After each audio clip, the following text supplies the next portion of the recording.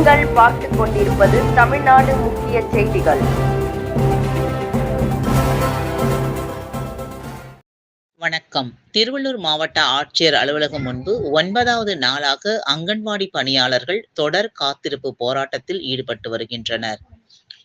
தொடர்ந்து 9வது நாளாக காத்திருப்பு போராட்டத்தில் ஈடுபட்டு வரும் அங்கன்வாடி பணியாளர்கள் கோரிக்கைகளை நிறைவேற்றும் வரை இரவும் பகலும் போராட்டத்தில் ஈடுபட போவதாக மாநில துணைத் தலைவர் லதா அவர்கள் தெரிவித்துள்ளார்.